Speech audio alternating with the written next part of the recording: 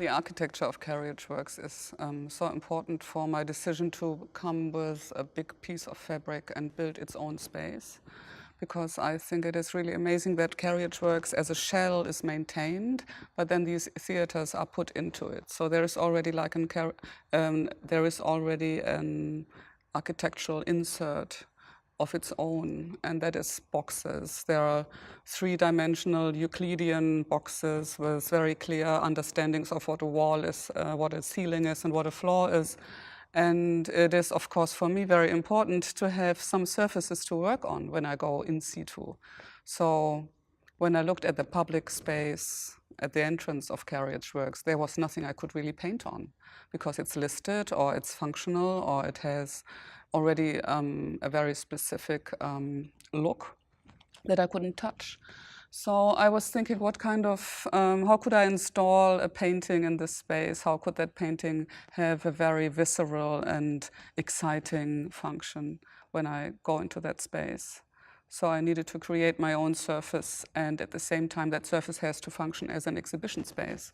And I like to play with the idea that the painting and the exhibition architecture are converging, and that they are together, and that they actually are different from the architecture that the institution gives me. So I decided to do something that's very soft and kind of plays against the aesthetics of the concrete and the stone and the iron that are the main building materials of this house. Carriageworks is already a stage in itself, staging theaters in itself. So I thought if I stage a painting as part of this setup, that would be really exciting. The title of the work, "The horse trotted a couple of meters, then it stopped," doesn't mean anything really specifically, but it conveys an atmosphere of stopping within some repeated, ritualized trot.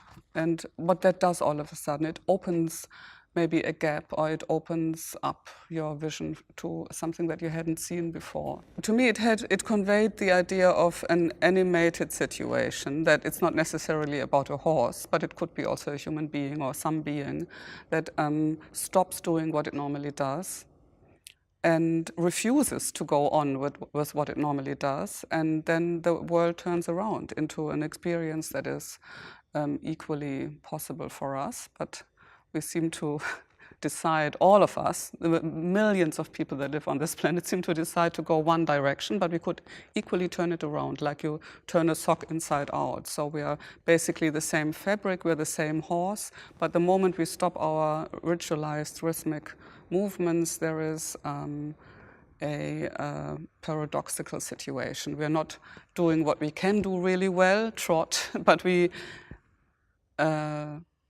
experience maybe another meaning of our life. When I was a kid, my dad used to tell us old epic stories, like in a way that we could understand them. So he would tell us the night stories about the knights that are trying to find the meaning of life, like the Graal. And there is this one really important knight called Tristan, and he is away from home because he has to find that meaning of life. And he doesn't find it really for a long time because he doesn't ask the right questions. And there he has to all of a sudden fight somebody else, and there is snow all around, it's very cold, and they're fighting. And he starts to get wounded, and there's a little bit of blood drizzling on the snow. And then his horse stops. And he's starting to think of his wife and how he misses his wife and how he can't fight. And so he freezes. And the horse realizes that the night is not okay. So the horse turns a little so that the knight sees the blood in the snow, and all of a sudden he remembers he has to fight. So I think that possibility of the horse to be the hinge of our life, in a sense, that has stuck with me, that image. Even though I was very small, when I heard that story, but it was something that was meaningful to me. So that the color of red in snow could all of a sudden open up a gap or a door through which you walk, and then you see that your function in life could be different.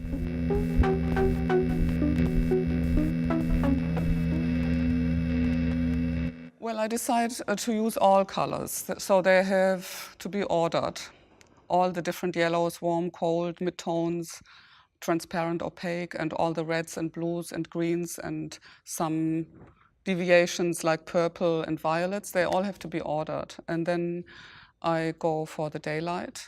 So that changes a lot. So throughout the whole painting process here in Carriageworks, I had so many different light situations, from thunderstorms or very, very strong, harsh light that was almost like radiation, until the evening hours where the piece is evenly lit and looks very different. So that is one reason why I use lighter colors or darker colors. It's totally intuitive throughout the whole painting process. So that is something that I don't plan beforehand, and I don't attribute certain meanings or functions or anything to color at all.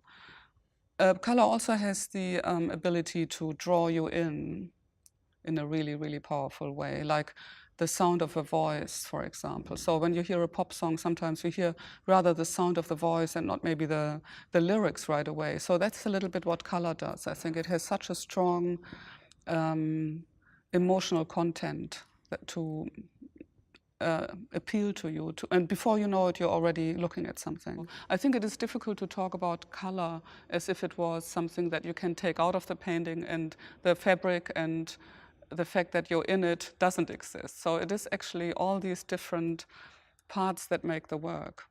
Even the outside. The outside has, where I think the outside of the work here in Carriageworks is the folds are so strong and still so really well visible, and then you go inside and it turns around. It kind of switches, so the color gets a stronger part, but yet the folds are there. So if you would subtract the folded structure, you would not see the painting or the color. It wouldn't exist, but the other way around. So there's a really, like, in a sense, there is an ecological relationship between these two quite counteractive systems. And I think it trains us to deal with paradoxical situations, which we do have to do, I think, because we are not living in a world anymore where you could say, okay, this is our canon of knowledge. If you read these books, you know, and if you learn Greek and Latin and English and so on, then you will be able to do this and this in your life. I think it is not at all, I mean, of course we know this is not at all what it is anymore. We have to constantly, every day maybe, renegotiate our belief system and restructure the hierarchies of our decisions. And I think that that is a little bit what you can experience in that piece, I think.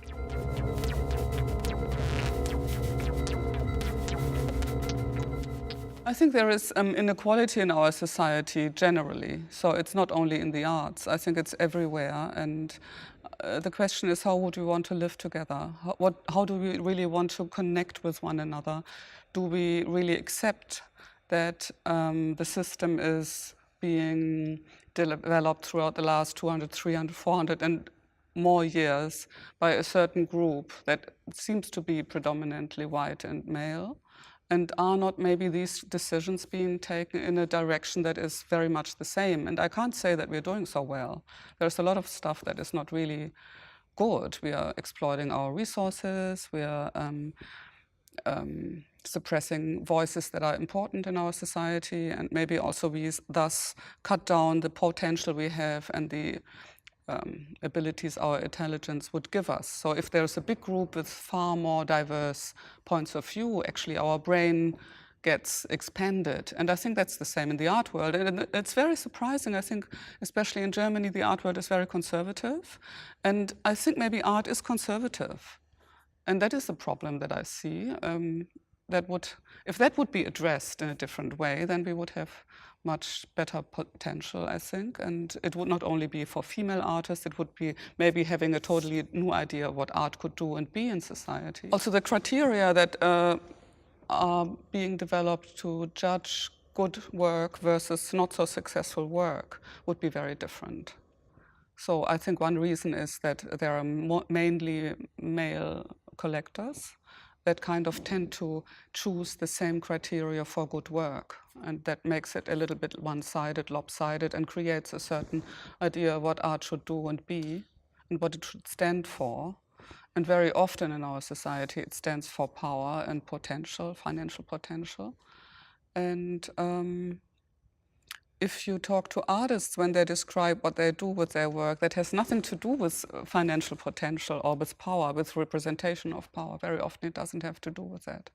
But it has to do with ideas such as that you show new possibilities, that you expand imaginations so that we are able to understand new solutions to problems we're having, that you're expanding your brain, that you're kind of lending a new brain to people that then can take from there and see that thinking could develop in a different way. So these two things are very different. Well, I use a spray gun as other people use a paintbrush, and I also use paintbrushes. Tools are always very, very important, I think, especially to painters, but to any kind of image-making process. So it very, very strongly defines the aesthetic. I use the spray gun because it is accelerating my process. It makes it faster. I have a much faster and also enlarged relationship to my situation or my environment. And since I'm interested in where painting could be and how it could appear, I don't want to restrict it to a certain area where it can be contained. I like the expansion of movement, of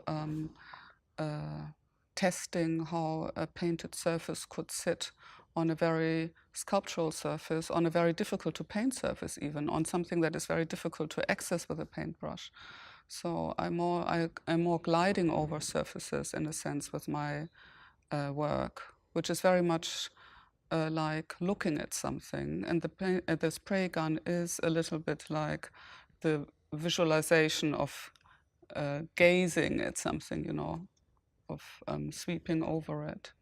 I think that a painting is a very thin film of colors. It's a very thin surface that can float through our life. It's not restricted to a place. It's not topographic. It's not like a sculpture that is very close to the feeling of things, to the thing world, to materialization of a thought. I think that painting is much closer to a thought. It's actually like, I think painting is like a membrane where you walk through. There's the author and here's the audience, and you kind of commune through that very thin film. And I think that the spray gun, I found the spray gun by chance, but when I then was working more with it, I realized that this ability to have the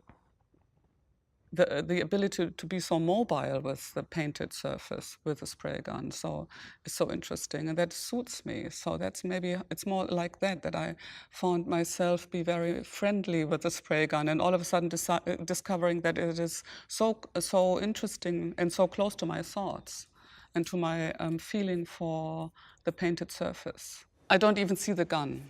I see more like that the color is coming out of it and can cover surfaces in very, very different ways. That's how I look at that tool. And it is giving me the possibility of putting colors together in a way that they don't mix on the palette beforehand, or that I don't have to say, okay, this precise green goes there. So it's not about controlling a detail beforehand and then I apply it exactly the way that I think the result should come about. But it's more that I have a very clear understanding of the setup. But then the yellow that is being sprayed into the green develops its own tone, and it develops it in the painting. It doesn't come about by breaking down the yellow beforehand. And I think that's a very interesting thing that the spray gun allows you to do. So you can have a very clear yellow go into a very clear green, and they can even maintain their integrity, but at some point they will mix. So there's a whole range of, you see the whole history of that green coming about by even staying yellow and blue, you know. So I think these grades of process are still possible in using the gun. So that's why I totally love it. And then it also has the ability of at the edges of the spray, you have little dots. And I think that is very much connecting to other image processes, like printing, for example, inkjet printing, or breaking down a very opaque surface all of a sudden in smaller units, which I think is fascinating. One really important thing that all the smallest airbrush and the large airless gun that I use have in common is that there is an endless stream of paint supply. So there's a never-ending activity with yellow, for example, and I can go on and on and on like a felt pen. It never dries, really. Whereas the paintbrush takes up the paint, and then it runs dry while you paint and can maybe go a meter or two, but that's it. And then you have to step back and take paint up again. So it's always interrupted. It's a totally different montage that comes together by using the paintbrush. The work is never really finished, I think. That is the stressful thing for the one who is painting, but also the good thing, because then that means that the next work is coming out of it. So you're working 1 day, 2 days, 3 days, and all of a sudden you come into a situation that you didn't know before, and that gives you new decisions to make, and you actually have to paint over the status that you've reached. So you go there, and then you do that another 2 or 3 days, and then you gather new information again, and all the paradigms you've been starting with, they're gone. You have new criteria that make you make decisions you didn't think you would make. So that again is a new thing starting. So you're actually painting new paintings within the same process. So this idea of finishing is a very hindering thought. Not because it's morally not a good thing to say, I have an ambitious project to fulfill. That's not the problem. The problem is more or less that you're actually only able to bring one thing forward in a work. And out of this process come new ideas that you want to actually then follow up. So you do have the feeling, if I did that now, wouldn't that be maybe even further? But then you're kind of writing over what you've already done, and it becomes totally invisible to the people that come later. So I always have in mind a little bit that the work has to stop at a moment where you're taking all the information down with starting something new. The next project or painting is always contained in the one that you're working on right now, and therefore the idea of finishing is such a misleading adjective, or activity. It's not really what you do, even though you stop, of course, like the horse that stops in a sense,